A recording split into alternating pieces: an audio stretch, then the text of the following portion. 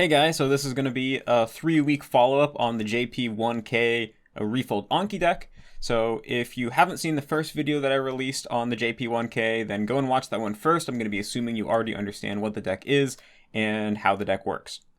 So yeah, it's been 3 weeks since we released the deck, and we've received a lot of feedback, so thanks so much for everyone who kept us updated with how it's been going for you. And overall, it seems like the deck has been really well received, and it has been working as intended. Now, different people are having different experiences, and there are some issues that people seem to be having, which I'm going to address in this video. But before that, by the time this video is released, I'm going to have already released an updated version of the deck that has some different changes to it. I fixed some issues, such as for about 20 of the cards in the deck, when you were in dark mode, the definition would appear as black, and so you couldn't read it. So I fixed that. A lot of the words, the definitions of words had missing commas, and this has to do with the way that we created the deck. I fixed a bunch of those that were reported, but there might be more words whose definition is missing commas, so please just send a message to contact@refold.la or feedback@refold.la. Goes to the same place if you notice any of these small errors. And then also the word for Joel, like Ojol, Saman Joel, it had the wrong definition, and so I fixed that. And then Nichi, like Nichijo or Konnichiwa or Kyo, the one that means day, that had the wrong reading, so I fixed that as well. So those small errors were fixed. One other thing I'll mention, if you download the newer version of the deck, there's 2 changes that I made to it in terms of the way that the cards are formatted. One of them is that if a card has any tags, those tags are going to be shown in the upper left corner of each card. And this has to do with what I'm going to explain in the next section. So that's the first change. The second one is I added a hint field to the card. And if you leave that hint field blank, then the cards are going to look the same as before. But if you fill the hint field, then the contents of that hint field are going to be shown on the front of the card. And I'm going to show how to use this hint field in the next section. So now moving on to problems that people have been having with the deck. So the first one is just that when they are reviewing the deck, the first second or two of the audio files seems to cut out. Now, this isn't actually a problem with the deck or the audio files contained within the deck. It has to do with Bluetooth headphones, we think. And so basically, your Bluetooth headphones have to reinitiate every time that you look at the back of the card. And since that reinitiation process takes a couple seconds, you miss the beginning of the sound clip. So some solutions that people have reported as working for them are not using Bluetooth headphones. So you can either use speakers or you can use wired headphones, or you can just play quiet music in the background, or you can go to YouTube and type in 10 hours of silence. And there are videos that are just blank videos. And that way, because technically sound will be coming out of your computer, or on some level, even if it's muted, it's activating the sound system of your computer that will keep the Bluetooth headphones activated, and that way you won't get that delay at the beginning of each sound file. So those solutions seem to have worked for most people. So now going on to the problem that is more to do with the structure of the deck. So the biggest problem is basically that people struggle with retention rate, that they feel like they have to fail some cards over and over and over again, and they're just not sticking. So it makes sense that people have this problem, because when you're new to Japanese, your brain doesn't have any real framework for processing Japanese or remembering Japanese words. And because the cards are so bare bone, it's just a single word on the front, and no example sentences or anything, it makes sense that your brain is going to have trouble remembering those things. Now, something interesting is that some people have reported that they actually have a harder time, or this problem is particularly bad, when they're trying to learn words that are all kana and have no kanji. And the words that have kanji are actually easier to remember. So this is a sign that I think that the deck is actually working as intended, because the goal of the deck was to help you kind of implicitly build the ability to recognize kanji. And if recognizing the words with the kanji is actually easier than the words that don't have a kanji, well, then that shows, people are already developing the ability to recognize that kanji, and it's actually aiding them in their remembering of these words. So that's a good sign. But yeah, this is still an issue for people where, some of the words are kana, and a lot of people still struggle with words that have kanji as well. Now, one thing that I do want to put out there is that people have been saying that the more immersion that they do, the better their retention rate gets in the deck, because all of the words in the deck are extremely common. They're going to be showing up all over the place when you go and listen or read to real Japanese. And so the more immersion that you do, then the more review that you get, and the more reinforcement you get, and the more you get to see these words in more meaningful contexts. and that will help your retention. So that's kind of a solution that it's not a fundamental solution, because there's still the problem of the stuff in the deck is hard to remember. But, if you're doing refold, you should be doing immersion anyway. So definitely try to up your immersion if you can, if you're struggling to remember cards with a deck. So with that said, a more direct way to improve your retention rate, and I would recommend everyone to start following this advice, is first of all, you want to change the leech settings for the deck. So I have already updated this in the deck. So if you download the new version of the deck and replace your version with this version, I'm actually not sure if the option settings update. So either way, you should make sure that you change it. So open up the option settings for the deck, go to the leech tab or the leeches tab, and then change the leech threshold to 5 and change the leech action to tag only. So like basically just to explain, when you first learn a word, it's in this kind of learning zone where you can fail it as many times as you want, and it doesn't count as a lapse with an Anki. A lapse with an Anki is only when you fully learn a word once, it goes away for the day, comes back as a review on a later day, and then you fail it. That's a lapse. So the leech threshold is how many times do you have to lapse a card before it becomes a leech. And then the leech action is, well, what actually happens when it becomes a leech. So by default, it's going to add the leech tag to the card and then suspend the card. That's when it has the leech action set to suspend. But if you change it to tag only, then the card isn't going to be suspended. It's only going to be tagged. And so I recommend you change it to this setting. So now, once you fail a card 5 times, it's going to become a leech. Now, you're going to know it's a leech because Anki will give you, a little notification when a card leeches, but also because, like I mentioned earlier in this video, I made it so that all the tags are shown on the front side of the card. When a card that has become a leech comes up, you're going to immediately be able to recognize it as leech because it will literally just say leech in the top left corner. So when a card becomes a leech, then I recommend doing one of 2 things. First of all, try to come up with a mnemonic to remember the word. It can be something really stupid, like a word play or something, anything that subjectively helps you remember it, and then maybe write that mnemonic on the back of the card. By the back of the card, I mean in the meaning field, you can press the enter key twice and then put it there. Or alternatively, you can look up the word in gshow.org, which is an online Japanese to English dictionary website that contains example sentences, and look for an example sentence of the word and then put that example sentence on the hint field. You don't have to do both of these. You can if you want to, but probably either or will be fine for the vast majority of words. So this will just help you remember the word more easily. So if it becomes a leech, then you can go and do this, and that should help fix things.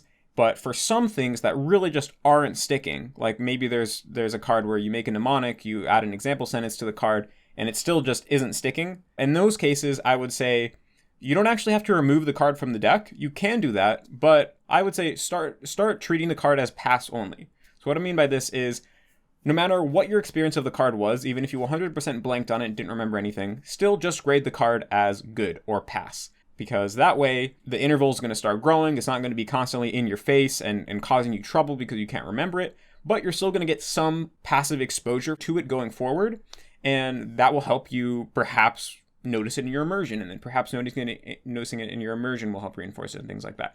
So I would say there's no real reason to take things out of your deck. Worst comes to worst, just don't fail it, and that way you at least get some passive exposure. Oh yeah, and the other thing is that when you're initially learning a word, like I said, a word can't become a leech until it's at least fully learned once, because when you're failing a card while it's still in the learning process, those aren't actually counted as lapses. So if you're just failing a card again and again and again during the learning process and it's not sticking, then you don't have to necessarily wait for it to become a leech. You can follow the instructions of looking for an example sentence or coming up with a mnemonic at any time in the process. But I would say you don't want to be doing this for every single card or for the majority of cards, because that's just going to make the whole process take way longer.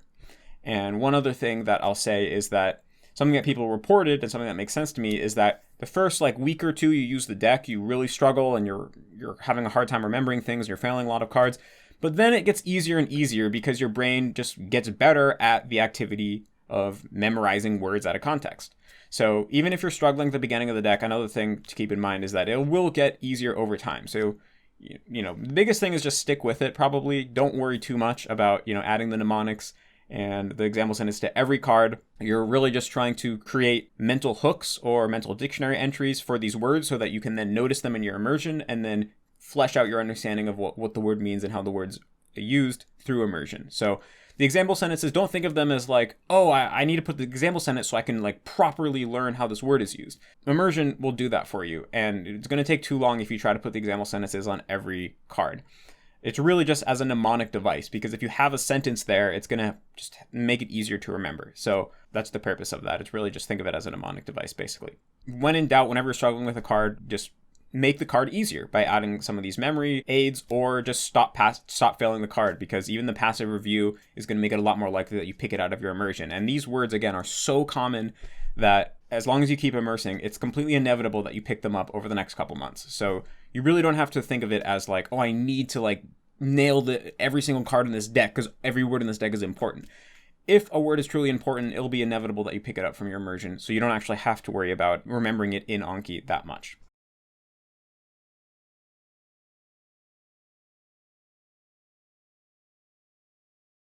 And now, lastly, I'm just going to answer some common questions. So one question people have is, why doesn't this deck have example sentences? Aren't example sentences ideal? Isn't it, don't you say on the Refold website that all cards should have an example sentence on them? Yes, it's definitely ideal for cards to have example sentences. We didn't exclude example sentences because we thought that the lack of them would be better. The deck simply lacks example sentences because adding example sentences for every single card in the deck and making sure that the example sentences like stand on their own and make sense without any further context, and also ideally progress in an I+1 or like 1T fashion, would take a ton of time. You know, finding or making all of those example sentences and making sure that they're all I+1, that would take a ton of time. So we didn't want to withhold this deck from people for this long period of time it will take us to come up with all the example sentences. Also, like I mentioned in the first video, this deck is a kind of new experimental idea, and there's no way to know exactly how well it would work until people test it out. So we also didn't want to go and spend all this time making example sentences only to find out that actually the deck format doesn't really work as intended. But now that so many people have reported really positive results and that they're understanding a lot more of their immersion really quickly, you know, the idea seems to have been proven as functional. And so I am going to start working on building a better version with example sentences. So a future version of the deck will have example sentences, but this one doesn't. And although it's not ideal that it doesn't have example sentences, I don't think it's detrimental, because these words are going to be showing up so much in your immersion. You'll have plenty of opportunities to flesh out your understanding of it through that. Another, probably the most common question is, should I do this deck? You know, meaning like, okay, I've done RTK, I've done Tango, like, what should I do this deck? So I would say the purpose of this deck is twofold. First of all, it's to help you cultivate kanji recognition ability. And second of all, it's trying to teach you the most common words in the language. So if you've already done RRTK, then you don't have any need for cultivating kanji recognition ability. You've already done that. So you only need vocabulary. And if you only need vocabulary, then I would say the Tango decks are still superior to the JP1K because they have example sentences. So if you already have kanji recognition ability because you've done RRTK, then I'd say just go with the Tango deck and don't worry about JP1K.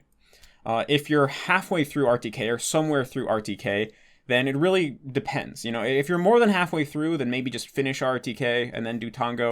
But if you're less than halfway through, then maybe switch over, especially if the idea of JP1K makes sense to you and you're attracted by it.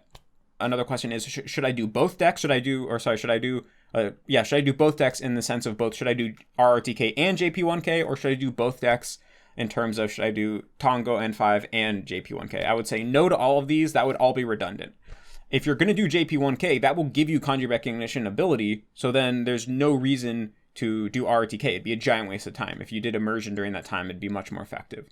And there's no reason to do JP1K and Tango N5 because they both cover almost the same territory. So it would just be better to do one or the other and then immerse for the rest of the time instead and pick up words from your immersion. Now, another thing that people were wondering about is, so in the instructions of the deck, I say first, if the card has kanji, first try to recall the reading of the kanji, and then after that, whether or not you were able to or not to recall the reading of the kanji, then recall the meaning. And so what this leads to for a lot of people is they recall the reading of the kanji, and then by recalling the reading allows them to access the meaning of the word, but they get this sense that, well, I didn't actually go from kanji to meaning. My brain didn't process that this kanji has this meaning. My brain only processed this kanji has this reading, and it's only through the reading that I then was able to access the meaning. So is this okay? Isn't this a problem? Should I force myself to try to recall the meaning of the word from the kanji? And I would say, no, this isn't a problem, and you don't need to worry about this at all, because if you can go from kanji to reading and reading to meaning, then basically there's no problem, right? Because if you come across that word in your immersion and it's in kanji, and then you're still able to go, okay, well, it's read like this. Okay, it means this. As long as you can go from the kanji to the meaning, even if you have to kind of have this intermediary step of recalling the reading, then it's no problem. And as you read this word more and more, and as it comes up in your immersion, you'll naturally start to be able to kind of make that direct connection. It's inevitable that'll happen. It's basically like if A equals B and B equals C, then A inevitably equals C. So your brain's going to naturally process this over time.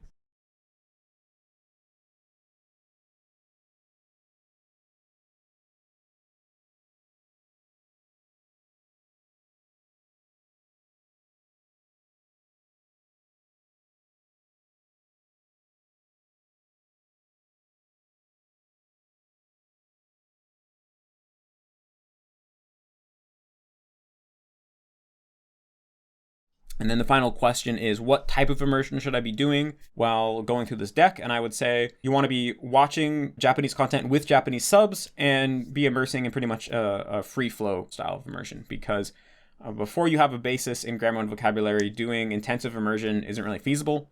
So then you're left with free flow immersion. But you can still look things up if they pop out to you or are interesting to you. If a word pops up and you're like, oh, this looks familiar, I think this was in the deck, but I can't remember what it means, you can look it up and reinforce it, and that'd be helpful, but you don't have to. You don't feel an obligation of like, oh, I have to go and like look up every single word that feels familiar. That would be too cumbersome and tiring.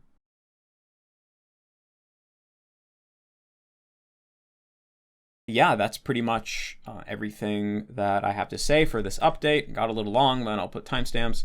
Final thing I'll add is that someone made a update to the deck that you can add manually that makes it so that when you're reviewing on mobile, you don't have to press on the word to show the reading. You can press anywhere to show the reading. So I will put a link to that in the description. Actually, it's linked within the deck itself. If you go to the deck description that the deck comes with, it's on GitHub. It's like a line of code that you can paste into the Anki card type. And so, yeah, thanks so much for supporting Refolds. Continue to give us feedback in the JP1K feedback channel of the Refold Japanese Discord server. And best of luck with your studies.